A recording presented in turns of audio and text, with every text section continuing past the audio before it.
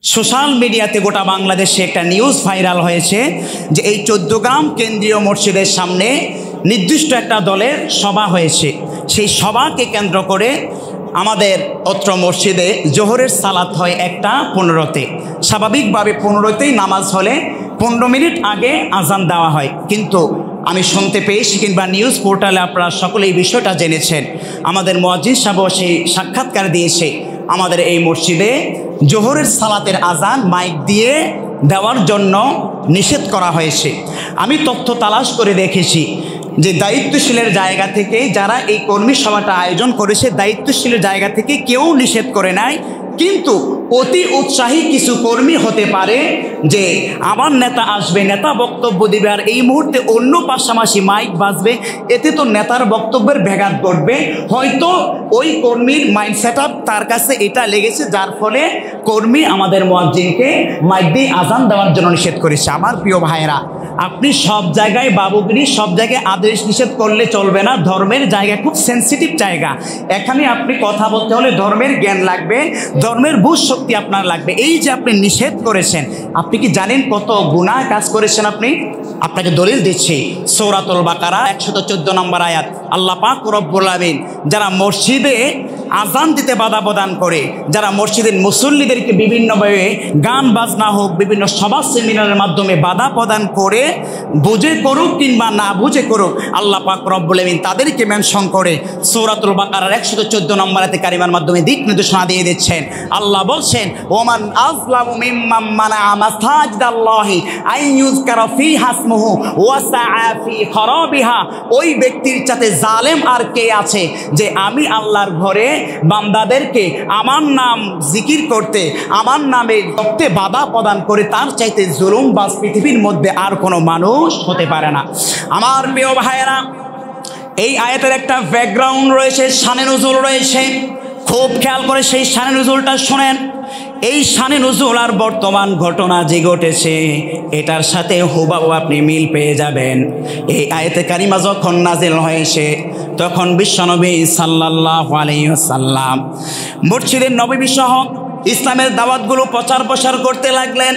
নবীজি সর্বপ্রথম যখন কাবা তাওয়াফ করার জন্য তিনি কাবার প্রান্তরে মদিনা থেকে রওনা হয়ে গেলেন, তখন ইয়াহুদি, খ্রিস্টান এবং মুশরিক এই তিনটা দল বিশ্বনবী সাল্লাল্লাহু আলাইহি ওয়াসাল্লামকে বাধা প্রদান করলেন। বাধা প্রদান করেছে এই জন্য, কারণ ওই কাবার চত্বরে 307টা মূর্তি ছিল, আর সেই মূর্তিকে ধূলিসাৎ করে এক রবের দাসত্ব যেহেতু বিশ্বনবী লাব্বাইক আল্লাহুম্মা লাব্বাইক বলে ঘোষণা দিবে, এতে তো মুশরিক এবং ইহুদি খ্রিস্টানদের ধর্মের অবমাননা হবে। সেজন্যই বিশ্বনবীকে তারা পথরুদ্ধ করেছে, নবীজিকে তারা উমরা করতে দেওয়ার ক্ষেত্রেও বাধা প্রদান করেছে। এজন্য আল্লাহ পাক রব্বুল আমিন যারা নিজেদেরকে আহলে কোরআন তৎকালীন সময়ে দাবি করেছিল, সেই ইহুদি খ্রিস্টানরা, তাদেরকে আল্লাহ বলছেন ওয়ামান আযলামু, ওই ব্যক্তির চাইতে ইসমে তাফজিলের সিগা ব্যবহার করেছে অধিক জালেমকে, যে আমি রব্বুল আমিনের জিকির করতে আমার বান্দাদেরকে বাধা দিবে। এজন্য প্রিয় ভাইরা আমার, এই যে নামাজের জন্য মসজিদের মাইকে আজান দেওয়া হয় কি হয় না, এই আজানের মাধ্যমে কার পথে ডাকা হয়? আর যারা এই আল্লাহর পথে ডাকার এই আওয়াজকে বলবে যে আমার না তো এখন বক্তব্য দিয়ে আমাদের সভা সেমিনারের সমস্যা হবে, সেজন্য আজকে মাইক দিয়ে আজান দেওয়া যাবে না, যারা ইচ্ছা করে হোক কিংবা না বুঝে হোক এই অপরাধ তারা করেছে কি করে নাই? আমার প্রিয় ভাইরা, যারা না বুঝে দিয়েছে নিঃসন্দেহে তারা আমার প্রিয় মুসলমান ভাই, ঠিক না বে ঠিক? এজন্য আমি অনুরোধ করব, দায়িত্বশীলের জায়গায় যদিও আপনারা এই কাজটা করেন নাই, তৃণমূল থেকে এই কাজটা হয়েছে, আমি আপনাদের কাছে অনুরোধ করব, এটা সরাসরি ধর্ম অবমাননা হয়েছে। আজকে যদি ইসলামী আইন থাকতো তাহলে তাদের বিরুদ্ধে কোনো অ্যাকশন না হতো। ঘটনা হয়ে গেছে আজকে 3 দিন যাবত, এখন পর্যন্ত কোনো দুঃখ প্রকাশ নাই। আমার প্রিয় ভাইয়েরা, এটা জামাত, বিএনপি, আওয়ামী লীগের রাজনীতিতে যে আপনি সমালোচনা করবেন সেটা আলাপ ভিন্ন, কিন্তু ইসলামের বিষয় আপনি যদি যেই দল থেকে, আমি হুজুরও যদি কোনো অপব্যাখ্যা করি আমারও বিচার আছে না নাই? এজন্য আমি অনুরোধ করব দায়িত্বশীল যারা আছেন, এই বিষয়টা যেটা ঘটিয়েছেন আপনারা হয়তো আপনারা করেন নাই, কিন্তু আপনাদের কর্মী সমর্থকরা করেছে। সুতরাং যদি ছেলে বা কোনো খারাপ আচরণ করে এর দায়ভার বাবার উপর যায় কিনা?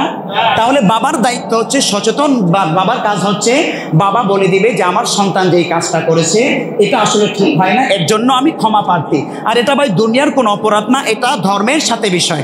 সুতরাং আমি দায়িত্বশীল অত্র চৌদ্দগ্রাম যারা আছেন, আমি অত্র এলাকায় যখন এসেছি আপনাদের পার্টিতে সর্বপ্রথম পানি খেয়েছিলাম, কাজে আপনার সাথে আমাদের কোনো দ্বিমত না।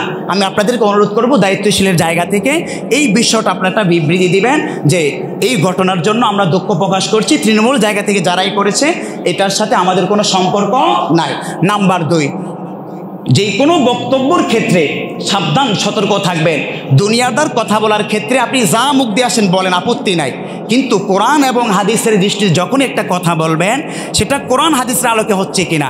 সদা সর্বদা মুসলমান জিকির করবে কার নামে?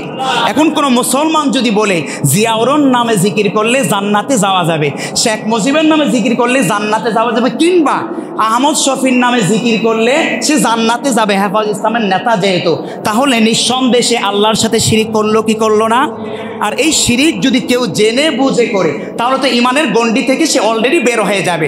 এখন কেউ যদি ধর্মের জ্ঞান না থাকার ফলে কিংবা অতি আবেগী হয়ে কথা বলে ফেলে, আমি যারাই বলেছি কিংবা যেই ব্যক্তি বলেছে, আমি আপনার একজন দরুদি ভাই হিসাবে বলছি, আপনি আপনার এই বক্তব্য প্রত্যাহার করে আল্লাহর কাছে প্রথমে তাওবা ইস্তেগফার পাঠ করুন।